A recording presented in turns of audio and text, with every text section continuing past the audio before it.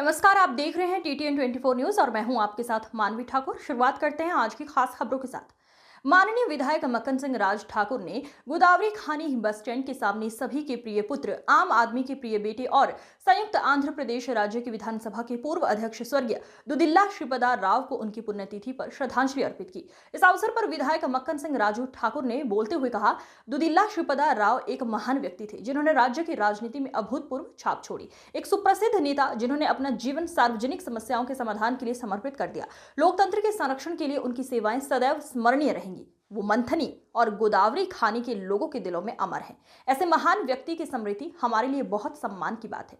अनेक नेताओं, कार्यकर्ताओं और प्रशंसकों ने पुण्यतिथि कार्यक्रम में भाग लिया, पुष्पमालाएं अर्पित की और श्रद्धांजलि अर्पित की। ప్రియతమ నాయకులు శ్రీపాదరావు గారి వర్ధంతి సందర్భంగా ప్రతి సంవత్సరం పెద్దపల్లి జిల్లాలో ముఖ్యంగా రామగుండం కాన్స్టిట్యున్సీలో నిరంతరం జయంతి వర్ధంతి ఉత్సవాలు జరుపుతూ ఉంటాం. వారి ఆశయాలను కొనసాగిస్తూ వారు రాజకీయాల్లోకి వచ్చిన తీరు, రాజకీయాల్లో వారు తీసుకొచ్చిన సంస్కరణలు, స్పీకర్గా వారు చేసిన సేవలు, పూర్తిగా వెనుకబడ్డ ప్రాంతమైన మంత్రిని రాష్ట్ర వ్యాప్తంగా పివి నరసింహారావు లాంటి వాళ్ళు ప్రధానమంత్రులు అయినా కూడా వారు ఇక్కడ పోటీ చేసినారని చెప్పారు తప్ప అభివృద్ధి శూన్యం ఉంది.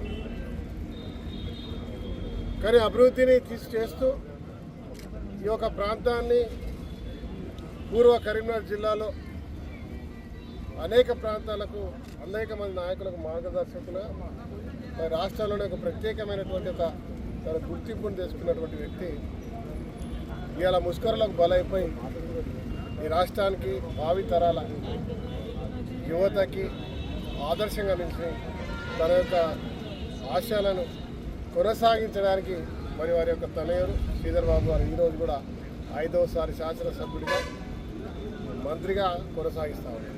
మేమందరం కూడా శ్రీపాదరావు గారికి అత్యంత దగ్గర సన్నిహితులు. ఇక్కడ తల్లిదండ్రులు కొంతమందిని విస్మరించే వాళ్ళు, పట్టించుకునే వాళ్ళు ఉంటారు. దయచేసి చెప్తా ఉన్నాను, శ్రీపాదరావు గారి వర్ధంతి ఇలా అందరి మేము చేస్తున్న మా లక్ష్యం ప్రజాసేవ చేయడం, ప్రభుత్వ సంక్షేమాలు వారు చేర్చడం, అభివృద్ధి ఎక్కడా కూడా సమస్యలు లేకుండా చేయడంతో పాటు ముందుగా మన కుటుంబంలో మన తల్లిదండ్రులను ప్రేమిద్దాం, దైవంగా పూజిద్దాం. వారు లేకపోతే వారు ఇచ్చినటువంటి జీవితానికి ఒక మార్గాన్ని చూపించే విధంగా అందరూ కూడా ఇవాళ శ్రీధర్ బాబు గారి కుటుంబాన్ని చూసి నేర్చుకోవాల్సిందిగా నేను మీ ద్వారా ప్రజలను ధన్యవాదాలు.